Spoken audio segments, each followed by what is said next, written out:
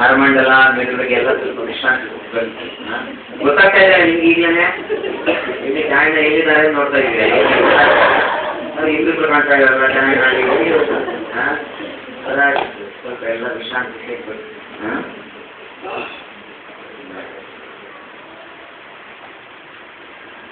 ಒಂದೊಂದು ನೋಡಿ ಒಂದೊಂದು ರಾಗದಲ್ಲಿ ಒಂದೊಂದು ಶಕ್ತಿ ಇರುತ್ತೆ. ರಾಗದಲ್ಲಿ ಒಂದೊಂದು ಶಕ್ತಿ. ಉದಾಹರಣೆಗೆ ಗುರು ಇಲ್ಲಿ ಬಂದಾಗ ಏನ್ ರಾಗ ಅಂತ ತಕ್ಷಣ ಅದಕ್ಕೆ ಬರ್ತದೆ. ಶಿವೋಹಂ ಶಿವೋಹಂ ಅದೆಲ್ಲ ಹಾಗೆ ಮತ್ತೆ ಹೃದಯ ಮತ್ತೆ ಶಾಸ್ತ್ರ ಎರಡು ಒಂದೇ. ಯಾಕೆಂದ್ರೆ ಪ್ರೇಮ ಮತ್ತೆ ಆನಂದ ಎರಡು ಸೇರ್ತದೆ. ಎರಡಕ್ಕೂ ಅದಕ್ಕೆ ಮೋಹನ ರಾಗ ಅಂತ ಹೇಳ್ತೀವಿ. ಈ ಭಾಗದಲ್ಲೂ ಮೋಹನ ರಾಗನೇ ಆನಂದ ಆಗ್ತದೆ. ಇನ್ನು ಪ್ರೀತಿ ಮತ್ತೆ ಇಲ್ಲಿ ಅದಕ್ಕೆ ಹಿಂದೆ ಒಮ್ಮೆ ಸತ್ಸಂಗದಲ್ಲಿ ಮೋಹನ್ ರಾಗದಲ್ಲಿ ಒಳಗೂ ಸಾಧ್ಯ ಇಲ್ಲ, ಒಳಕ್ಕೆ ಆಗುದೇ ಇಲ್ಲ ಮೋಹನ್ ರಾಗ. ಮೋಹನ್ ರಾಗ ಆದ್ರೆ ಅಂದ್ರೆ ಕೃಷ್ಣ ಕೊಳಲು ಬಿಡುತ್ತಾ ಇದ್ರು ಮೋಹನ್ ರಾಗ. ಮೋಹನ್ ರಾಗ ಬಹಳ ಹೊಸ ನೋಡಿದ್ರೆ ಆ ಒಂದು ಕೊಳಲಿದೆ.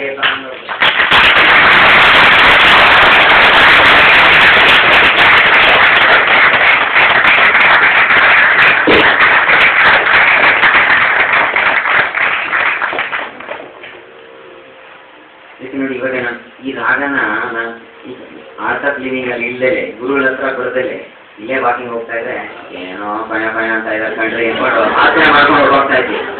ಹೌದಾ? ಇವತ್ತು ಕಣ್ಣಿಸ್ಕೊಂಡು ಆ ರಾಗಗಳು ಒಂದೊಂದು ಕೇಳ್ತಾ ಇದ್ರೆ ಇದು ಮಾಮೂಲು ಹಾಡುಗಳು ಕೇಳ್ತೀವಲ್ಲ ಬೇಡ ಇನ್ನು ಬೇರೆ ಆನಂದ ಅದು. ಹೌದಾ? ಇದು ಆನಂದನೇ ಬೇರೆ. ಇದು ಸಪ್ತ ಸ್ವರಗಳಲ್ಲಿ ಕೆಲವು ಸ್ವರಗಳನ್ನ ಅಥವಾ 7 ಅಥವಾ 6 ಅದನ್ನು ತಗೊಂಡು ಒಂದು ನಿರ್ದಿಷ್ಟವಾದ ರೀತಿಯಲ್ಲಿ ಅದನ್ನು ಜೋಡಿಸೋದ್ರಿಂದ ಇಷ್ಟು ವ್ಯತ್ಯಾಸಗಳು. ಇಲ್ಲಿ ಸತ್ಸಂಗದಲ್ಲಿ ಹೇಳಿದ್ದೆ ಅಲ್ಲ, ಇಲ್ಲಿ ಸತ್ಸಂಗದಲ್ಲಿ ಅಕ್ಷರಂ ಸತ್ಸಂಗ ಎಷ್ಟು ಜನ ಬಂದಿದೆ ಅಕ್ಷರಂಗೆ ನಾನು ಹೇಳಿದ್ನಲ್ಲ ಹೇಗೆ. ಅಕ್ಷರಗಳನ್ನ ಸರಿಯಾಗಿ ಜೋಡಿಸಿದ್ರೆ ಮಾತ್ರ ಪದ ಆಗೋದು ಅಲ್ವೇ. AXFC ಏನ್ ಅರ್ಥ ಹೇಳು ಅಂತಂದ್ರೆ ಈಗ ತಲೆ ಕಟ್ಟಿದೆ ಅಂದ್ರೆ ಹೌದಾ. ಹಾಗೆ ಸ್ವರಗಳನ್ನು ನಿರ್ದಿಷ್ಟವಾದ ರೀತಿಯಲ್ಲಿ ಜೋಡಿಸಿ ಅದಕ್ಕೊಂದು ಲಯ ಮಾಡಿದ್ರೆ ನಮಗದು ಬೇರೆ ಬೇರೆ ಭಾವನೆಗಳನ್ನ ಶರೀರದಲ್ಲಿ ಇದು ಬಹಳ ಚೆನ್ನಾಗಿರುತ್ತೆ ನೋಡಿ ಅಲ್ವಾ. ಎಲ್ಲ ಏನೋ ಒಂಥರ ನಿಂತಿದ್ರು ಅಯ್ಯೋ ಮಳೆ ಮಳೆ ಇದೆ ಅದಕ್ಕೆ ಅಯ್ಯೋ ಯಾಕೆ ಬರಬೇಕು, ಮಳೆ ಬರ್ತಾ ಇದೆ ಎಲ್ಲರಿಗೂ ಗೊತ್ತು. ಹೌದಾ? ಅದ್ರಲ್ಲಿ ಎಲ್ಲ ನೀವು ನನ್ನಡ್ತಾ ಕಾಯ್ತಾ ಇದ್ವಿ. ಶ್ರೀಮದ್ ರಾಮಾಯಣವನ್ನ ನಮ್ಮ ಬೆಂಗಳೂರಿನಲ್ಲೇನೆ ಪ್ರಭಾತ್ ಕಲಾವಿದರು ಅಂತ ಇವತ್ತು ಗೊತ್ತಿಲ್ಲ ನನಗೆ.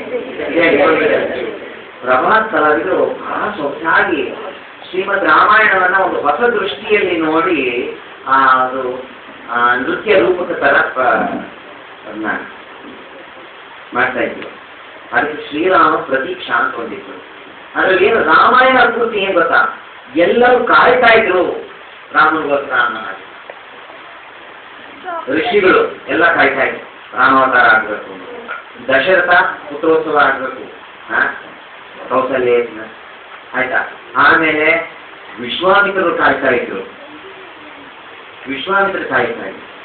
ನಂತರ ಸೀತೆ ಕಾಯ್ತಾ ಇದ್ರು, ಅಯೋಧ್ಯೆಯ ಜನ ಕಾಯ್ತಾ ಇದ್ರು. ಆಮೇಲೆ ಕಾಡಿನಲ್ಲಿ ಋಷಿಮುನಿಗಳು ಕಾಯ್ತಾ ಇದ್ರು ರಾಮ ಇಲ್ಲಿಗೆ ಬರ್ತಾನೆ ಅಂತ. ಶಬರಿ ಕಾಯ್ತಾ ಇದ್ರು. ಅದರಲ್ಲಿ ಇಲ್ಲಿ ರಾಮಾಯಣ ಪೂರ್ತಿ ನೋಡಿದ್ರೆ ಎಲ್ಲ ಪ್ರತೀಕ್ಷೆ. ವಿಭೀಷಣ ಕಾಯ್ತಾ ಇದ್ದ, ಸುಗ್ರೀವ ಕಾಯ್ತಾ ಇದ್ದ, ಪರಮ ಭಾಗವತೋತ್ತಮ ಆಂಜನೇಯ ಕಾಯ್ತಾ ಇದ್ದ ರಾಮ ಬರಬೇಕು. ರಾವಣ ಕಾಯ್ತಾ ಇದ್ದ. ಯಾಕಂದ್ರೆ ರಾವಣ ನಾನು ಹಿಂಗೆ ಪರ್ಮನೆಂಟ್ ಆಗಿರ್ತೀನಿ ಅಂತ ಏನಿರಲಿಲ್ಲ, ಅವ್ರಿಗೂ ಶಾಪ್ ವಿಮೋಚನೆ ಆಗ್ಬೇಕಾಗಿತ್ತು.